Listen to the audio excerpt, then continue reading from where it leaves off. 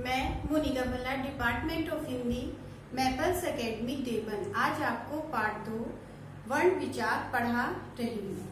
प्यारे विद्यार्थियों, कै का अर्थ होता है कम बोलो, खे का अर्थ होता है खाली मत बैठो, गै का अर्थ होता है गंदगी मत करो, घै का अर्थ होता है घमंड मत करो, चै चिंता चिता के समान है, छह छल कपट से दूर रहो, जय जीव जंतुओं से प्रेम करो, जय झूठ मत बोलो, टै टोका टोकी मत करो, ठै ठगो मत आदि। आपने जाना कि भाषा में सम्मिलित सभी वर्ण कुछ न कुछ संदेश देते हैं। इन्हीं वर्णों को जब लिखित भाषा के रूप में प्रयोग किया जाता है तो वह लिपि कहलाती है। लिपि वर्णों को लिखने का ढंग होता है जिसमें प्रत्येक वर्ण के लिए एक निश्चित चिन्ह होता है, जैसे ए, आ, क, ख आदि। ये भाषा की सबसे छोटी इकाई होते हैं जिसके और खंड नहीं किए जा सकते। वह छोटी से छोटी मूलध्वनि जिसके खंड नहीं किए जा सकते वर्ण या अक्षर कहलाते हैं, जैसे ए, क, ख, ग आदि। वर्ण ध्वनि का लिखित रूप है। वर्णों के मेल से शब्द बनते हैं। प्रत्येक भाषा में वर्णों के रूप, संख्या तथा उच्चारण अलग अलग होते हैं। वर्णमाला वर्णों के क्रमबद्ध समूह को वर्णमाला कहते हैं। हिंदी वर्णमाला में 52 वर्ण होते हैं, अर्थात वर्णों का व्यवस्थित समूह वर्णमाला कहलाता है।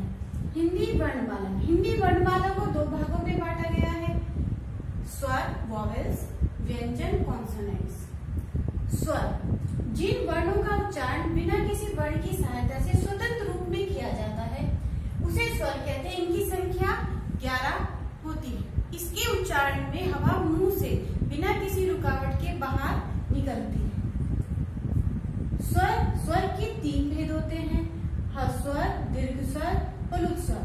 ह्रस्व स्वर शॉर्ट वॉवेल्स, एक मात्रा का समय, ये 4 हैं, ए, ई, उ, ऋ। ह्रस्व स्वर जिन स्वरों के उच्चारण में बहुत ही कम समय लगता है वे ह्रस्व स्वर कहलाते हैं। दीर्घ स्वर लॉन्ग वॉवेल्स, 2 मात्रा का समय, ये 7 हैं, आ, ई, उ, ए, ऐ, ओ, औ। जिन स्वरों के उच्चारण में ह्रस्व स्वर से दुगना समय लगता है वे दीर्घ स्वर कहलाते हैं। प्लुत स्वर लॉन्गर वॉवेल्स, 3 मात्रा का समय, इसका चिन्ह है यह, जैसे ओ। प्लुत स्वर जिन स्वरों के उच्चारण में ह्रस्व स्वर से तिगना समय लगता है वे प्लुत स्वर कहलाते हैं। इसका प्रयोग प्राय पुकारने, जोर से गाने या रोने के समय किया जाता है। अनुस्वार का उच्चारण नाक से किया जाता है, जैसे अंत, संतरा।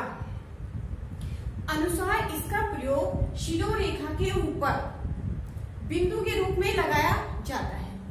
अनुनासिक इसके उच्चारण के समय हवा नाक तथा मुंह दोनों से दबाव के साथ बाहर निकलती है, जैसे आंख, चांद, नाद आदि। इसका चिन्ह चंद्र बिंदु के रूप में शिरोरेखा के ऊपर लगाया जाता है। अनुनासिकता स्वर का वर्ण है, यह स्वतंत्र ध्वनि नहीं है। इसका प्रयोग स्वरों के साथ होता है। विसर्ग इसका उच्चारण है की तरह किया जाता है, जैसे संभवतः, अतः आदि। इसका प्रयोग केवल संस्कृत शब्दों में ही किया जाता है। अंग है, अंग यानी अनुस्वार तथा विसर्ग को अयोगवाह भी कहा जाता है। वर्णमाला में इसका स्थान स्वरों के बाद तथा व्यंजनों से पहले आता है। आगर ध्वनि ओ अंग्रेजी से हिंदी भाषा में आ गया है, जैसे डॉक्टर, टॉफी, कॉफी आदि। इसका प्रयोग अंग्रेजी भाषा को हिंदी में लिखते समय ही किया जाता है।